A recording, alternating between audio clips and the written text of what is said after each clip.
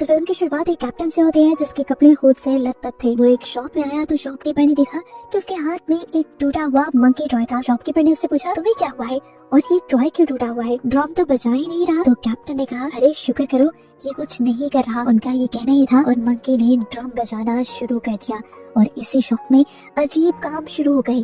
जैसा कि एक चूहे ने रस्सी काटी, उस रस्सी से जुड़ी चीजें हिली और पलक झपकने जितने वक्त में एक तीर आकर शॉपकीपर के अंदर स्टैब होकर उसे मार गया। उसे चीखने तक का मौका नहीं मिला। इससे ये साबित हुआ कि ये मंकी कर्स था। जब भी ये ड्रम बजाता तो किसी की मौत हो जाती। ये बात कैप्टन जानते थे। वो मंकी के इस मौत के गेम से तंग आ चुके थे, इसलिए फैसला करते हैं कि ये इस मंकी को जला देंगे। और जलते हुए भी हमें दिखाया जाता है कि वो मंकी अजीब तरीके से हंस रहा है, जैसे कोई प्लान अभी बाकी हो। देखते हुए कैप्टन का बस इतना ही कहना था कि मैं अपने बच्चों के लिए एक बहुत बड़ी परेशानी छोड़कर जा रहा हूँ। जिसके बाद सीन यहीं से कट होकर हमें काफी सालों बाद 1999 का वक्त दिखाया जाता है। हम दो लड़कों को देखते हैं, हेल और बेल, जो जुड़वा भाई है और कैप्टन के ही बेटे हैं। और अब ये दोनों कैप्टन के मरने के बाद सिर्फ अपनी मॉम के साथ रहते थे। उनकी मॉम भी ज्यादा अपने काम में बिजी रहती थी, तो दोनों का वक्त ज्यादा एक दूसरे के साथ ही गुजरता था। इन दोनों को अपने डैड के बारे में जानने के लिए हमेशा क्यूरियोसिटी रहती थी, लेकिन इनकी मॉम इनसे कभी इनके डैड के बारे में बात ही नहीं करती थी। एक दिन इन्होंने खुद अपने डैड के सामान को चेक करने का फैसला किया, जहाँ पर उनके मिलिट्री यूनिफॉर्म के साथ उन्हें एक बॉक्स भी मिला। इस बॉक्स को जब खोला गया तो इसमें वही मंकी था जिसे हम मूवी के स्टार्ट में देख चुके हैं। बॉक्स पे लिखा था, इस मंकी में चाबी भरो और फिर देखो क्या होता है। बेल हेल से कहता है, हमें ये चेक करना चाहिए। हेल भी जोश में आकर मंकी के अंदर चाबी घुमा देता है, लेकिन देखता है कि मंकी के अंदर कोई भी चेंजेस नहीं आए थे। शायद ये खिलौना पुराना और खराब हो चुका था। यही सोचकर वो इसको छोड़कर यहाँ से बाहर चले जाते हैं, लेकिन वो इसकी हकीकत जानते नहीं थे। खैर, हेल और बेल को अपनी नैनी के साथ आज लाइफ किचन रेस्टोरेंट जाना था, जहाँ जाने के लिए ये लोग बहुत ज्यादा एक्साइटेड थे। जब ये लोग जाकर गाड़ी में बैठते हैं तो हेल देखता है कि उनसे पहले ही वो मंकी टॉय आकर गाड़ी में बैठ चुका था। उसे अपनी आंखों पे यकीन नहीं हुआ। वो खुद मंकी टॉय को बॉक्स के अंदर रखकर आया था। फिर उसने ज्यादा ध्यान नहीं दिया और ये लोग चल पड़े। ये लोग रेस्टोरेंट के अंदर आ जाते हैं और जब ये लोग खाना बनता एंजॉय कर रहे होते हैं, तभी हेल को एक अजीब सी आवाज सुनाई देती है, मंकी के ड्रम बजाने की आवाज। उसे ये नहीं समझ आ रहा था कि उसके साथ हो क्या रहा है। वो तो मंकी को गाड़ी में छोड़ कर आया था, फिर ये आवाज उसे यहाँ कैसे आ रही थी। अभी इसने ये सब सोचा ही कि एकदम से शेफ की करतब दिखाती नाइफ उड़ते हुए सामने चली गई और हेल की नैनी के गले पर चढ़कर उसका गला कट कर नैनी की वही मौत हो गई और इन्हें संभलने का मौका तक नहीं मिला। सबको ये एक एक्सीडेंट लग रहा था, लेकिन हेल जानता था कि ये एक एक्सीडेंट नहीं बल्कि ये कुछ और ही है। हेल और बेल अपनी नैनी की मौत से, जो कि उनके सामने ही हुई थी, बहुत ज्यादा डिस्टर्ब हो गए थे। उनकी मॉम उन्हें नैनी के फ्यूनरल पर लेकर जाती है और उन्हें समझाती है कि लाइफ ऐसी ही है, कौन कब मर जाए किसी को नहीं पता। अब ये सब घर आ जाते हैं और हेल जाकर सबसे पहले मंकी टॉय के पास जाता है और उससे पूछता है, क्या ये सब जो हो रहा है उसके पीछे तुम्हारा हाथ है? अभी वो ये बात ही कर रहा था कि उसका भाई बेल यहाँ पर आ गया और उसे तंग करने लगा। हेल ने उसे मंकी की स्टोरी सुनाना शुरू की कि किस तरह मंकी बॉक्स से उनके कार में आया, फिर कार से उसे ड्रम बजाने की आवाज सुनाई दी और उसके फौरन बाद नैनी की डेथ हो गई। बेल ने उसकी ये बात सुनकर मजाक उड़ाया और अगले दिन उसके लिए और भी मुसीबत खड़ी कर दी। पूरे स्कूल में उसकी ये मंकी वाली कहानी मशहूर कर दी, जिसकी वजह से उसका बहुत ज्यादा मजाक बना। हेल को गुस्सा आ चुका था अपने भाई पे, इसीलिए वो गुस्से में घर आकर मंकी के अंदर चाबी घुमा देता है और उससे कहता है कि चलो मेरे भाई को मार दो। वो तो गुस्से में ये सब कर रहा था, नहीं जानता था कि इसका अंजाम क्या होगा। उसकी चाबी घुमाते ही नीचे उसकी मॉम की तबीयत खराब होने लगी, जो इन दोनों के लिए खाना बना रही थी। उसकी आंखों से, कान से, नाक से खून आने लगा और वो वहीं पर गिरकर मर गई। डॉक्टर्स के मुताबिक हेल की मॉम की डेथ ब्रेन हेमरेज की वजह से हुई थी, लेकिन हेल हकीकत जानता था कि उसकी मॉम की मौत उसकी एक गलती की वजह से हुई है। गम और गुस्से में वो घर जाकर एक हथौड़ी से उस मंकी को तोड़ डालता है, लेकिन अगले दिन जैसे ही सुबह उठता है तो उस मंकी को सही सलामत अपने घर पे दिखता है। इधर दिखाया जाता है कि बेल तो बहुत ज्यादा सदमे में था। वो अपनी मॉम की मौत का सदमा बर्दाश्त नहीं कर पा रहा था। उसने अपनी मॉम के फ्यूनरल के कपड़े भी 3 दिन तक नहीं बदले और फिर तीसरे दिन उन्हें उनके अंकल लेने आ गए, क्योंकि इनके मॉम डैड दोनों ही मर चुके थे। इन्हें किसी की कस्टडी में तो रहना था। यहाँ आने के बाद हेल के दिल में बहुत ज्यादा रिग्रेट था। वो सारी बात बेल को बताना चाहता था। काफी देर हिम्मत करने के बाद उसने बेल को बता भी दिया कि उसकी मॉम की मौत उस मंकी के ड्रम बजाने की वजह से हुई है और इसके पीछे गलती भी मेरी है। मैंने ये गुस्से में उस मंकी में चाबी भरी थी और जब भी उस मंकी में चाबी भरी जाती है तो किसी की मौत हो जाती है। बेल को बिल्कुल यकीन नहीं आया उसकी इस बात पे। उसने कहा अच्छा ठीक है, अगर ये बात है तो तुम प्रूफ करो, तुम दोबारा से चाबी भरो। हेल उसे प्रूफ करने के लिए मंकी में एक और मर्तबा चाबी भर देता है, इस एहसास के बगैर कि अब भी किसी की मौत हो सकती है। उसकी चाबी भरते ही दूसरी तरफ हम उनके अंकल को देखते हैं जो इस टाइम हॉर्स राइडिंग कर रहे थे। एक्सीडेंटली वो हॉर्स से भी गिर जाते हैं और उनके ऊपर से बहुत सारे हॉर्स गुजरने की वजह से उनकी वहीं पर मौत हो जाती है। यह हादसा बेल को प्रूफ करवाने के लिए काफी था कि वो मंकी टॉय कितना ज्यादा खतरनाक है। इस हादसे के बाद इन्होंने फैसला किया कि इस मंकी टॉय को ही अपने से बहुत दूर कर देंगे। इन्होंने मंकी टॉय को उसके बॉक्स में वापस डाला और उसे चेन से बंद करते हुए दूर जमीन में नीचे दफन कराए। ऐसा करने के बाद मंकी टॉय से होने वाली सारी तबाहियां खत्म हो जाती हैं और फिर कहानी में 25 साल का वक्त गुजर जाता है। हम 25 साल बाद हेल को देखते हैं जो एक स्टोर पर स्टोर कीपर की जॉब कर रहा था।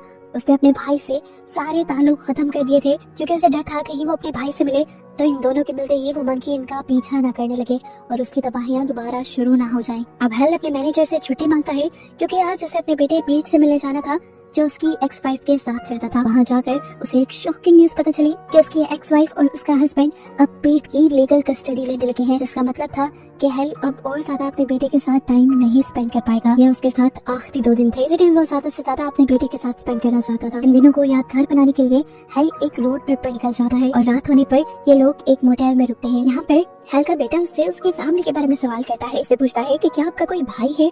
हेल को इस टाइम बेल की बहुत याद आई, लेकिन उसने अपने बेटे से झूठ बोल दिया कि नहीं, मेरा कोई भाई नहीं, मैं अकेले ही रहता हूँ। सीन कट होकर अब हमें उस लेडी को दिखाया गया जिसके पास हेल और बेल अपने मॉम डैड के मरने के बाद रह रहे थे, जिसके हस्बैंड की भी मौत हेल के मंकी को चाबी देने की वजह से हुई थी। वो घर पर अकेली रहती है और आज उन्हें अपने घर पर एक अजीब डरावनी सी आवाज सुनाई देती है। उन्हें ऐसा लगता है कि कोई उनके घर में घुस आया है, जिसे देखने के लिए वो अपनी गन उठाकर बाहर निकल आती है। उन्हें फील हुआ कि कोई उनके बेसमेंट में चला गया था। वो जैसे ही बेसमेंट की सीढ़ियों में उतरी तो उन्हें ड्रम बजने की आवाज आई और ठीक उसी टाइम पर उनके पाँव के नीचे की सीढ़ियां भी टूट गई। नीचे कांच का फ्लोर भी टूटा और उनको बहुत ज्यादा चोट आ गई। शीशे और लकड़ी के छोटे छोटे टुकड़े उनके मुंह पे स्टैब हो चुके थे। अपना मुंह देखने के लिए वो जब शीशे के पास गई तो उन्हें गैस के लीक होने की स्मेल आई। वो फौरन किचन में गई और जैसे ही उन्होंने स्टोव के पास कुछ सूंघने की कोशिश की तो एकदम से वहाँ पे स्पार्क आने की वजह से आग लग गई और उनका पूरा मुंह जल गया। जलते हुए चीखते चिल्लाते वो घर से बाहर निकल आई। उन्हें समझ नहीं आया और वो सामने वाले बिलबोर्ड के पास चली गई, जहाँ जाते ही उनका सर बिलबोर्ड में स्टैब हो गया और उनकी वहीं पर मौत हो गई। ठीक इसी टाइम पर हेल को अपने मोटेल रूम में एक भयानक सपना आ रहा था। उसने इस सपने में अपनी मॉम को एक बहुत ही भयानक रूप में देखा और मंकी को भी देखा, जिसे देखते ही वो डरकर उठ गया और तभी उसने देखा कि उसके फोन पे बेल की कॉल आ रही थी, वो भी इतने सालों बाद। वो डरकर उसकी कॉल को उठाता है तो बेल उसे बुरी खबर देता है कि वो मंकी दोबारा से कहीं आ गया है और उसने तबाहियां भी फैलाना शुरू कर दी है। मुसीबत बहुत बड़ी थी, इन्हें उसे किसी तरह खत्म करना ही था, लेकिन इसी बात पे दोनों के दरमियान में लड़ाई हो गई कि उसे ढूंढकर खत्म करेगा कौन। ये बात करते हुए हेल कमरे से बाहर निकल आया था। वो देखता है कि पास के एयर कंडीशन से कुछ आवाजें आ रही थी। वहाँ पर स्पार्किंग हो गई, एयर कंडीशन जाकर दूर गिरा और वायर टूटकर पूल के अंदर गिर गई। पूल के अंदर करंट तोड़ गया और जैसे ही एक लड़की ने पूल में जंप की तो करंट लगने से उसकी वहीं पर मौत हो गई। ये देखकर हेल और भी ज्यादा डर जाता है और समझ जाता है कि वो मंकी पहले से ज्यादा खतरनाक हो गया है। अब तो उसका नाम लेने पर भी तबाहियां शुरू हो जाती हैं। हेल अब सबसे पहले पीट को वापस घर छोड़ने का फैसला करता है ताकि कम से कम उसकी जान खतरे में न पड़े। लेकिन पीट तो हेल के पुराने घर जाना चाहता था जहाँ पर वो अपनी आंटी के साथ रहते थे। ये उसकी आखिरी ख्वाहिश थी। हेल को लगा कि उसे पूरी कर देनी चाहिए, इसलिए वो उसे अपनी आंटी के घर ले गया, जहाँ दिखाया गया कि आंटी के मरने के बाद उनके सामान की नीलामी हो रही थी और यहीं पर वो मंकी टॉय भी था जिसे एक लड़के ने खरीद लिया। रास्ते में हेल को अपना पास्ट भी आता रहा था, कैसे वो अपने डैड के लिए तड़पता था, उन्हें मिस करता था, लेकिन उनकी मॉम ने कभी उनसे क्लोज होने ही नहीं दिया और फिर तो उनकी मौत ही हो गई। उसकी इसी ख्यालों से उसे जगाती है यहाँ पर एक एजेंट। जो एजेंट इसे एक शॉकिंग न्यूज देती है कि जिस टाउन में इस टाइम वो आया था उस टाउन में अजीबोगरीब काम हो रहे थे। टाउन में एक के बाद एक लोग अजीबोगरीब हादसे से मर रहे थे। ये सुनकर हेल शॉक में आ गया। वो समझ गया कि मंकी टॉय इसी टाउन के अंदर है। ये दोनों बातें कर रहे थे कि इन दोनों की बातों से पीट को पता चल गया कि हेल का एक भाई बेल भी है। अब हेल को उस मंकी टॉय को ढूंढना था, जिसके लिए वो स्टोर रूम में चला जाता है जहाँ पर ऑक्शन की सारी चीजें रखी गई थी और वो जानता था कि उसकी आंटी के घर की सारी चीजें भी जो ऑक्शन में नहीं बिकी होंगी वो यहीं पे होंगी। उसने पूछा क्या ऑक्शन में कोई मंकी टॉय भी था। एजेंट को ये अच्छी तरह से याद नहीं था, इसलिए उसने हेल के लिए स्टोर रूम खोल दिया जहाँ पर वो उस मंकी टॉय को ढूंढने लगे। एजेंट ने जैसे ही एक कैबिन खोला तो अंदर से एक शॉटगन निकलकर उसके ऊपर गिर गई और खुद ब खुद चल गई, जिससे उस एजेंट की भी वहीं पर मौत हो गई। इस लड़की के मरते ही पूरे स्टोर रूम के अंदर उस मंकी टॉय के ड्रम्स की आवाज़ें सुनाई देने लग जाती हैं। अब यहाँ हेल को ये बात पता चलती है कि बेल पहले से ही इसी टाउन में है, लेकिन वो उससे मिलने नहीं आ रहा। बेल उसे फोन पर धमकी भी देता है और जब तब भी बेल उससे मिलने के लिए नहीं आता तो वो बेल की लोकेशन ट्रेस करने लग जाता है। और यहाँ हमें बेल के घर दिखाया जाता है कि बेल के इरादे बहुत ज्यादा खतरनाक थे। ट्विस्ट ये था कि वो मंकी टॉय जिसे हेल हर जगह ढूंढ रहा था वो उसी के भाई बेल के पास था। बेल ने इस मंकी टॉय को ऐसे संभाल रखा था जैसे वो कोई इसका अहम दोस्त हो। साथ ही उसने अपने पूरे घर में अब ट्रैप्स भी लगा दिए थे क्योंकि वो जानता था कि हेल उससे मिलने के लिए इस घर में जरूर आएगा और वो उससे बदला लेना चाहता है। उसे लगता था कि उसके डैड की, उसके मॉम की मौत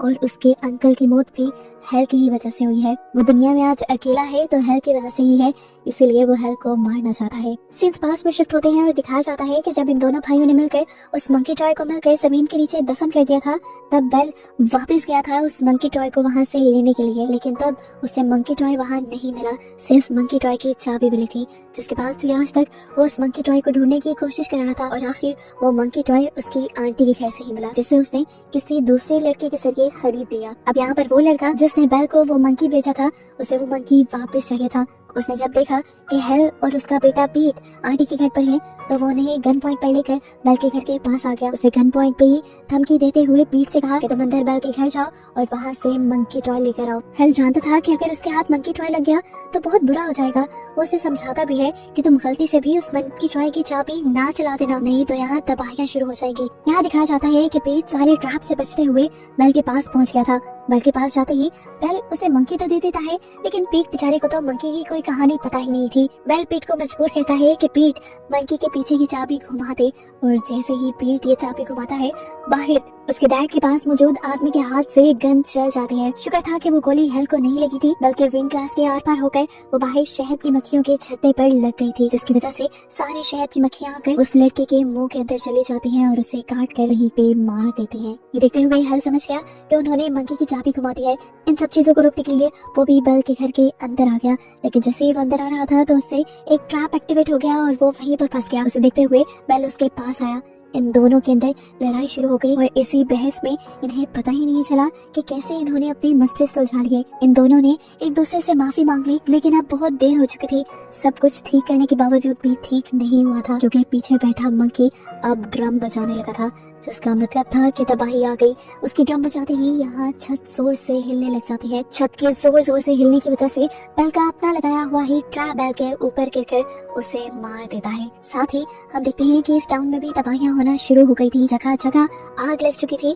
प्लेन जो यहाँ से गुजर रहे थे वो भी क्रैश होने लगे थे और पूरा इलाका तबाही से भर गया था। यहाँ पर हम देखते हैं कि हेल और पीट किसी तरह उस घर से निकलने में कामयाब हो गए थे। अब वो इस टाउन से भी बाहर निकल रहे थे और इन्होंने फैसला किया था कि वो उस मंकी टॉय को अपने साथ ही रखेंगे ताकि उससे आने वाली तबाहियों को कंट्रोल किया जा सके। इस टाउन से निकलने से पहले ये इस टाउन में एक हॉर्समैन को देखते हैं जो कि डेथ की एक निशानी था, जो रिप्रेजेंट कर रहा था इस टाउन की तबाही को। और बस इसी को दिखाते हुए ये कहानी यहाँ खत्म हो जाती है।